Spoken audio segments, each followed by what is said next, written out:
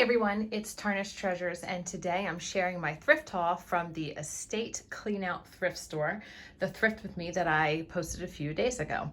So I went to that thrift store and the Goodwill, and I wound up spending about $49, but I'm just going to share with you what I got at the independent store. So I was happy to pick up some vintage clothing and fabric. So this is a dress that I picked up. It is a handmade piece, and the fabric is very soft. I love the way that it feels. It is see-through, so I imagine that you would have had to wear something underneath of it. And the nice thing about this dress is that there are pockets here, and it is a wrap style that just hooks at the waist. It does appear that possibly a matching belt has gone missing, but you could put something else in there. I think that I'm just gonna have this as a display piece and for my collection, but it does fit, and I would have to fix the hem at the bottom.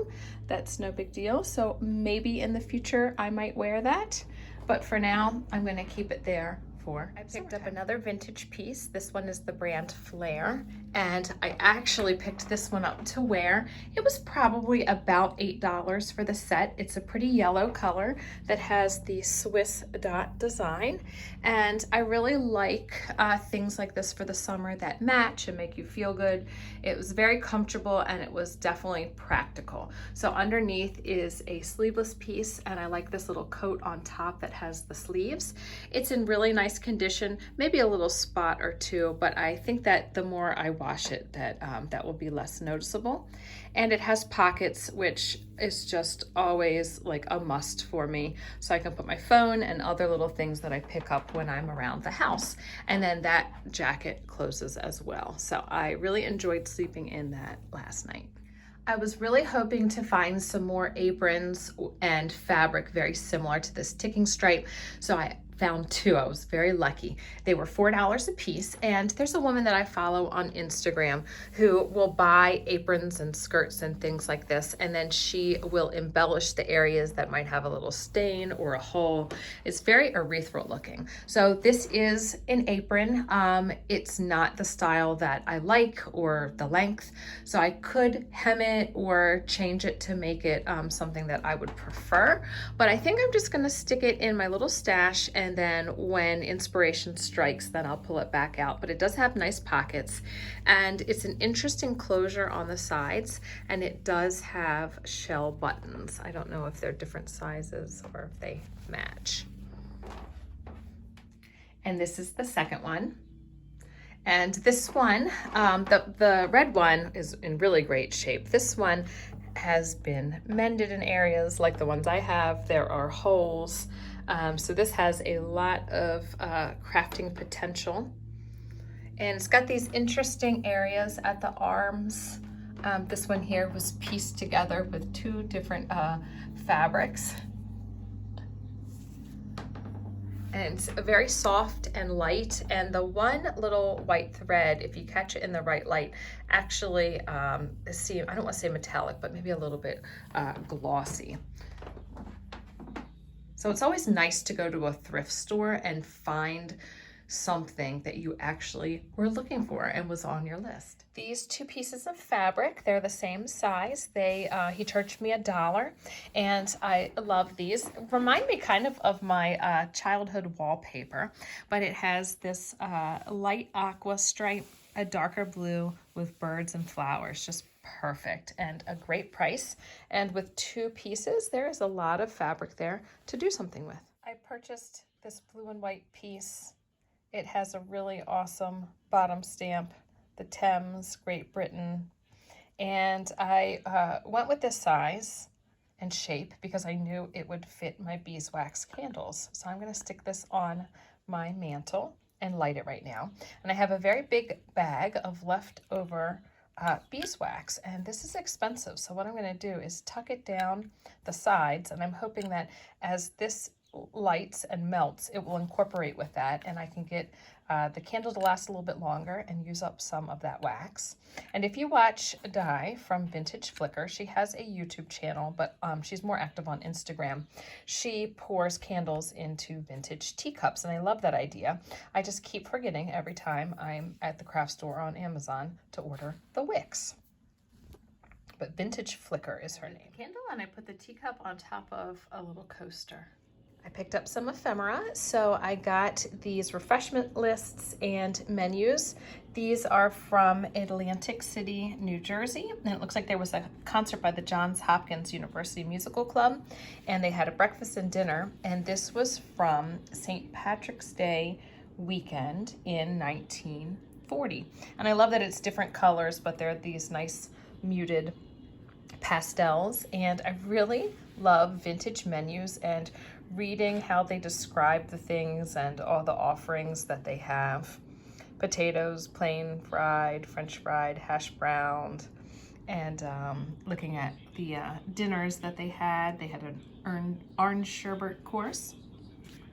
And then I picked up this boat club refreshment list. This reminds me of going to the pool in the summer and going up to the snack stand. So I think I'm going to try and frame this one and put that in my kitchen as part of my summer decor because it'll be near my deck. And then two pieces about San Francisco. I've seen these there for a while, and while I haven't traveled much, I have been to San Francisco and I enjoyed it a lot. This font and design remind me a lot of those mugs from Starbucks where they feature the different cities. Just like off the top of my head, I feel like that seems familiar. So this one is the 11th edition from September 1922. And inside it just has different, I guess, sites that you could see, and they talk about it. And then this one is a map, and it's got places to eat and hotels, but I think that that's fabulous. I love the fact that they're both orange and white and black, and I don't know, maybe that's because of the color of the Golden Gate Bridge, which one time I watched a little documentary on it, and they talked about, I don't know if it was a name or a number for the color and how it was a specific custom color that they made. So maybe, but I don't know when that would have been painted that color, if that was before or after these maps, but that could be why they're in this color scheme. And it has the rates for the hotels, and look at that, a double could be $2 or $1.50, a single's $1. International Orange is the color of the orange, and it looks like it's from 1937. So this would have been before, but this one would be about 3 years later. So I would bet that's why they picked the color. And they said that they picked that color, the architect, because it complemented its surroundings and made it more visible in the fog. And I will tell you that when I rode on that bridge, we could not see it before we even got on it. The only way we were actually able to see it through the fog is because we were driving on it. I got a few bags of these biscuit doll pieces, and there's so many bags there, they gave me a deal. So I paid $5, and I took a bunch into work already, but then I saved some because I have a class next week that I'll be having to make some art. And I was happy to find this. A lot of times it's just the arms and legs, but the fact that there was a head and a torso is good for me. And then this one doesn't have a back, and I have ideas for that one. I purchased these blue and white platters at the same store, and I used to have them down low in my corner cabinet, but I put them up high. And I'm trying to do something somewhat similar or symmetrical in the other corner cabinet. So I purchased this one, and it was $15. It is Scottish, and it's blue and white. And it has a really cool back stamp as well, but part of it wasn't applied well, so it took me a while to figure out who this maker was. Here, it's a crown, and it says Royal, and it's indented. And then over here, you can see it's the stamp, and it's J and MP Bell Company. So it's J and MP B Co.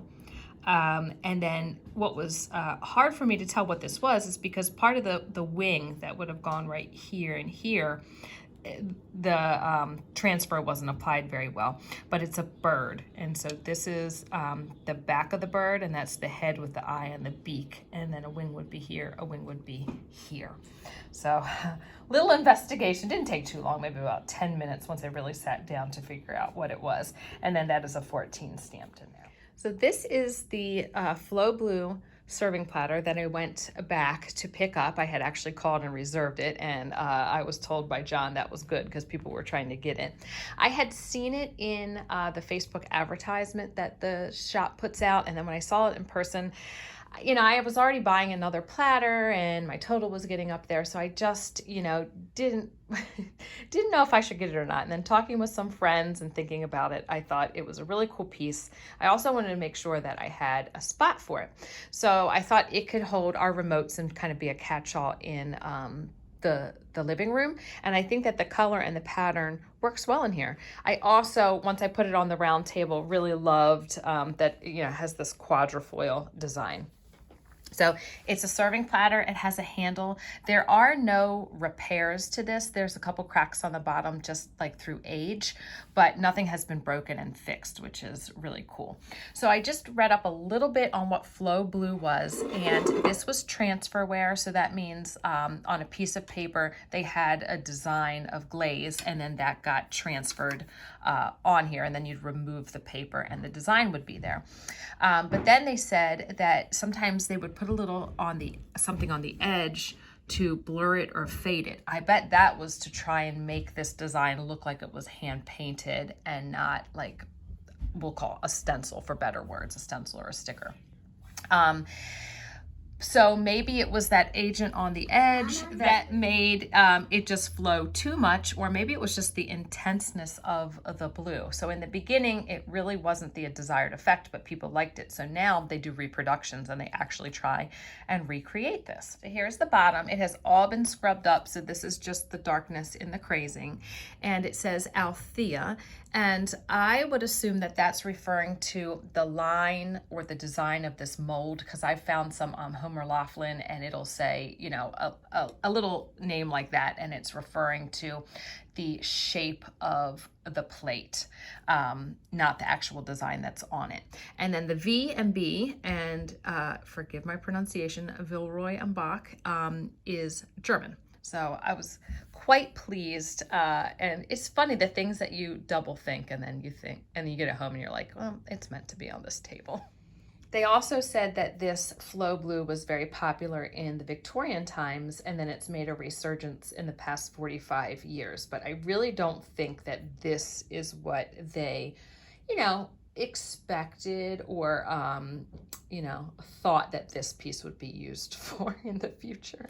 After I bought the platter, I noticed that this was in the jewelry display, and it was only $4. And I had actually seen some of these on eBay. I thought they were pretty cool, and I wanted one to add to my purse gallery wall. But I can't remember what the prices were, but it wasn't something that I, you know, needed at the moment. But for $4, that was a great deal. So it's someone has taken a little frame and sewn in this accordion to make it like a change purse. And then it's got the shell on the outside, and on the inside, a bunch of religious medals and then a little note. And I gotta tell you, $4 is a lot less than what they were on eBay, and none of them had a note. So there are 4 Catholic religious medals in there. And then this is the note my trusty helper will show us. It says Grandma's purse. So I am going to put those items back in, give it a little clean, and see how I can display it on the wall, whether it's going to go in a frame, or maybe I can do one of those little, what do you call it? Like plate holders for the wall. But I hope that you guys enjoyed seeing my finds, and I will see you in another video. Bye, everyone.